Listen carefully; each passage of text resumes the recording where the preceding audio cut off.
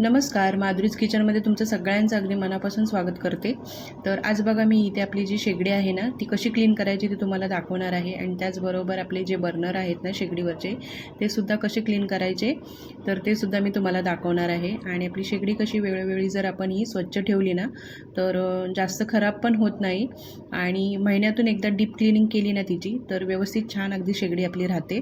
तर आता इथे तुम्ही बघू शकता आपली ही शेगडी मी किती छान अगदी क्लीन करून घेतलेली आहे। तर ती कशी करायची आणि मी यासाठी ना 2 लिक्विड वापरलेले आहेत, तर ती कोणती वापरलीत ती सुद्धा तुम्हाला पुढे जाऊन सांगते बघा मी। तर चला आता आपण व्हिडिओला सुरुवात करूया। तर इथे बघा आपली जी शेगडी आहे ना त्याच्यावरचं स्टँड आणि प्लेट आहे त्या आधी आपण बाजूला काढून ठेवूया, आपल्याला त्यासुद्धा क्लीन करायच्या आहेत। तर आधी आपण ते बाजूला काढून ठेवूया, त्यानंतर एक ना लिक्विड बनवायला घेऊया। तर इथे मी आता एक वाटी घेतली आणि त्यामध्ये हा बेकिंग सोडा घेतलेला आहे आणि यामध्ये आपल्याला बेकिंग सोडा, अर्ध लिंबू, विनेगर घ्यायचं थोडंसं 1 चमचाभर आणि लिक्विड सोप घ्यायचं आहे आणि याच्याने आपल्याला हे शेगडीवरती लावून ठेवायचं आहे। तर आता इथे तुम्ही बघा बेकिंग सोडा घेतला आणि लिंबू घेतलेला आहे, विनेगर घेतलं 1 चमचाभर आणि त्यामध्ये मी घेतलेला आहे लिक्विड सोप आपला असतो तो। तर ते लिक्विड घ्यायचं भांडी घासायचं 1 चमचाभर आणि ते ना इथे हे बघा शेगडीच्या म्हणजे आपले जे बर्नर आहे ना त्याच्या बाजूला जे आपलं कसं आपण फोडणी वगैरे देतो ना ते शेगडीवरती उडतं। तर माझी शेगडी बघा तुम्ही इथे जास्त खराब नाही झालेली, तर ते लावून ठेवायचं।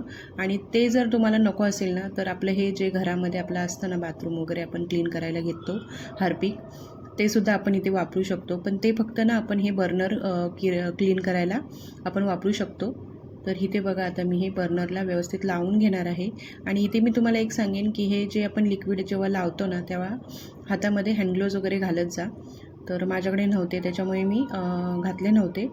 तर आता बघा हे व्यवस्थित ना असं आपलं जे खराब झालेलं ब्रश असतं ना टूथब्रश त्याच्याने असं हे बर्नरला व्यवस्थित असं लावून घ्यायचं। तर आता हे चारही जे बर्नर आहेत ना त्यांना हे मी हार्पिक आहे ते व्यवस्थित असं लावून घेणार आहे हे बघा आणि आपल्याला ते बाजूला ठेवून द्यायचं आहे। तर आता हे उरलेलं जे मी होतं ना ते इथे हे जे थोडंसं बाजूला असं लावून ठेवते, म्हणजे कसं ते पण जे काही सांडून वगैरे असं करपलेलं असतं ना ते पण निघून जातं।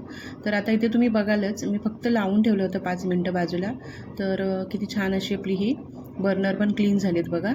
तर थोडंसं असं घासून घ्यायचं त्याला हे बघा। मी खूप दिवसांनी हे बर्नर साफ करते, जवळजवळ 2-3 महिने झाले। तर आता इथे बघा मी हे स्वच्छ घासून घेतलेत। आता हे नळाखाली ना पाण्याने व्यवस्थित धुवून घ्यायचे आणि पुसून मग आपल्याला ती शेगडीवरती लावून घ्यायचे। तर आता बघा मी धुवून घेतली ही, तर आता आपल्याला हे छान पुसून घ्यायचे सुक्या कपड्याने। तर आता आपण हे सुकून घेऊया।